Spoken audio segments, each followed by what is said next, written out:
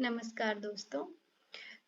हमने कल गोदान उपन्यास पढ़ना शुरू किया था। उसका कल भाग 1 पढ़ा था और ये देखा था कि गोदान उपन्यास की कहानी जो है वो एक होरी किसान के बारे में है और उसकी गाय खरीदने की इच्छा के बारे में है। तो हमने कल ये देखा था कि होरी जो है अपने घर से बाहर निकलता है, वो किसी से मिलने के लिए जा रहा होता है और धन्या उसकी पत्नी जो थी उससे कुछ नोक-झोंक के बाद वो घर से बाहर निकलता है और वो जाता है, वो खेतों से होकर जाता है। खेतों में फसल को देख के उसको बहुत अच्छा लगता है और वो मन ही मन सोचता है कि उसको भी एक गाय लेना है। वो गाय खरीदना चाहता था, पर वो सोचता है कि देसी गाय में उतना फायदा नहीं है जितना पछाई गाय में है। तो वह यही सोचते सोचते जाता है कि वह पछाई गाय लेगा। अब हम आगे इस भाग में देखते हैं कि होरी जिससे मिलने जा रहा है उससे वो गाय के विषय में बात करने जा रहा है या कुछ और बात थी। उसे आज गाय मिलती है या नहीं, या फिर होरी को गाय कब मिलती है, हम देखते हैं इस भाग में। तो आइए पढ़ते हैं गोदान उपन्यास का दूसरा भाग। तो देखते हैं, अब वह खेतों के बीच की पगडंडी छोड़कर एक खलेटी में आ गया था, जहां बरसात में पानी भर जाने के कारण तरी रहती थी और जेठ में कुछ हरियाली नजर आती थी। आसपास के गांव की गौएं यहाँ चरने आती थीं। उस समय भी यहाँ की हवा में कुछ ताजगी और ठंडक थी। होरी ने 2-3 सांसें जोर से ली। उसके जी में आया कुछ देर यहीं बैठा जाए। दिन भर तो लू लपट में मरना है ही। कई किसान इस गड्ढे का पट्टा लिखाने को तैयार थे।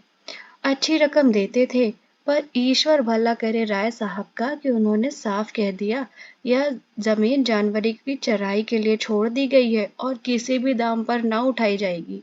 कोई स्वार्थी जमींदार होता तो कहता गायें जाए भाड़ में, हमें रुपए मिलते हैं क्यों छोड़े। पर राय साहब अभी तक पुरानी मर्यादा निभाते आ रहे हैं, जो मालिक प्रजा को ना पाले वह भी कोई आदमी है। सहसा उसने देखा भोला अपनी गाय लिए इसी तरफ चला आ रहा है। भोला इसी गांव से मिले हुए पूर्वे का ग्वाला था और दूध मक्खन का व्यवसाय करता था। अच्छा दाम मिल जाने पर कभी कभी किसानों के हाथे गाय बेच भी देता था। होरी का मन उन गायों को देखकर ललचा गया। अगर भोला वह आगे वाली गाय उसे दे देता तो क्या कहना। अब देखिए यहाँ पर होरी ने एक गाय देखा और उसके मन में वो गाय लेने की इच्छा होने लगी। अब देखते आगे क्या होता है।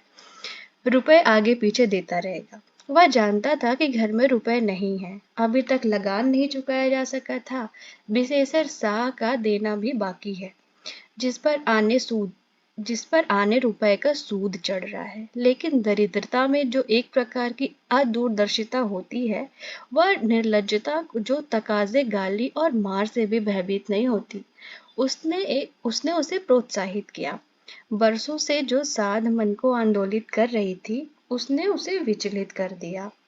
भोला के समीप जाकर बोला, राम राम भोला भाई, कहो क्या रंग ढंग है, सुना है अब की मेले से नई गाय लाए हो। भोला ने रुखाई से जवाब दिया। होरी के मन की बात उसने ताड़ ली थी। हाँ, 2 बच्ची और गाय लाया। पहली वाली गाय सब सूख गई, बधी पर दूध ना गुजरे तो गुजर कैसे हो। होरी ने आने वाली गाय के पुट्ठे पर हाथ रखकर कहा, दुधार तो मालूम होती है, कितने में ली। भोला ने शान जमाई।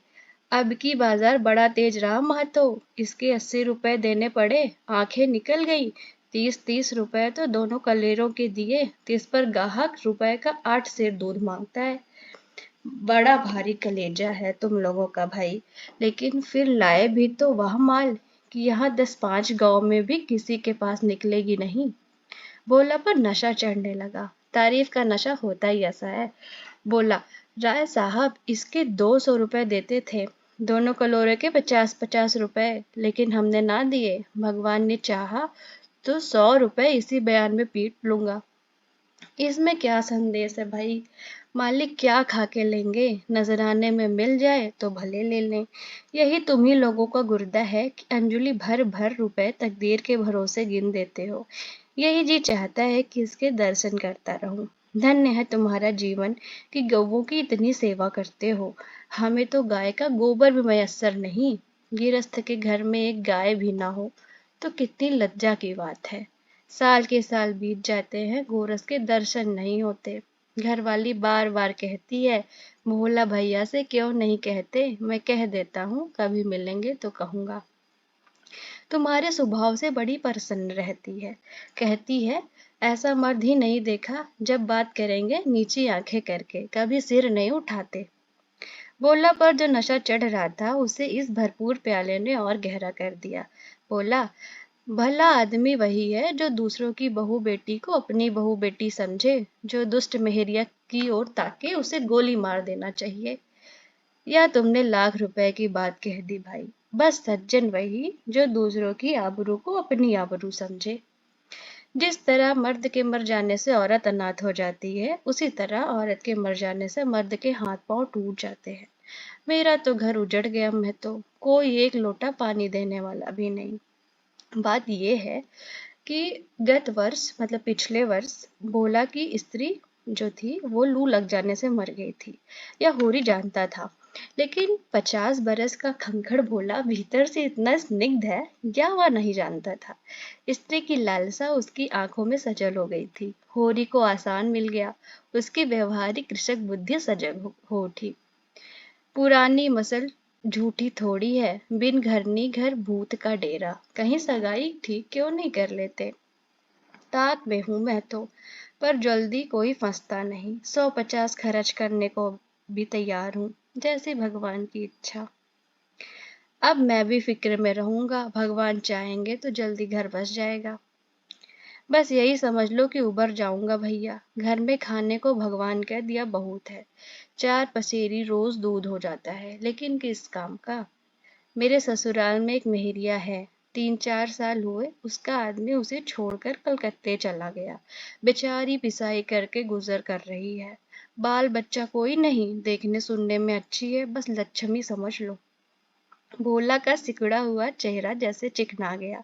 आशा में कितनी सुधा है। बोला, अब तो तुम्हारा ही आसरा है महतो, छुट्टी हो तो चलो एक दिन देख आएं। मैं ठीक ठाक करके तब तुमसे कहूंगा, बहुत उतावली करने से भी काम बिगड़ जाता है। जब तुम्हारी इच्छा हो तब चलो, उतावली काहे की। इस कबरी पर मन ललचाया हो तो ले लो। अब बात यहाँ पे ये हो रही है कि भोला जो दूसरे गांव का एक ग्वाला था, वो अपनी कुछ गाय चराने आया था और रास्ते में होरी उसे मिल गया। अब जो उसकी गाय थी उसको देखकर होरी का मन उसे लेने के लिए होने लगा, लेकिन होरी के पास पैसा नहीं था और होरी उस गाय पर ललचा गया था। तो ऐसा भी अभी आपने देखा बात बात में कैसे होरी ने भोला की तारीफ करके उसकी नस पकड़ ली और उसको एक आशा दिलाकर कि मैं तुम्हारी शादी कहीं पे देख लूंगा, तुम्हारे लिए एक स्त्री ले आऊंगा। इस लालच को देखकर अब भोला जो है वो वहां पे पिघल गया और वो ये कहता है कि तुम इसमें से एक गाय ले जाओ, उधार ही ले जाओ, जब पैसे हो तब दे देना। और उस पर होरी ये कहता है, यह गाय मेरे मान की नहीं है दादा, मैं तुम्हें नुकसान नहीं पहुंचाना चाहता। अपना धर्म या नहीं कि मित्रों का गला दबाएं। जैसे इतने दिन बीते हैं वैसे और भी बीत जाएंगे। तुम तो ऐसी बात करते हो होरी जैसे हम तुम दो हैं। तुम गाय ले जाओ, दाम जो चाहे देना, जैसे मेरे घर रही वैसे तुम्हारे घर रही। 80 रुपए में ली थी, तुम 80 रुपए ही दे देना, जाओ। लेकिन मेरे पास नगद नहीं है दादा, समझ लो। तो तो तुमसे नगद मांगता कौन है भाई। होरी की छाती गज भर की हो गई। 80 रुपए में गाय महंगी नहीं थी।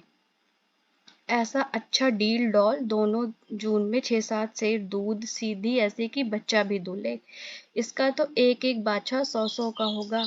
द्वार पर बंधेगी तो द्वार की शोभा बढ़ जाएगी। उसे अभी कोई 400 रुपए देने थे, लेकिन उधार को वह एक तरह से मुफ्त समझता था।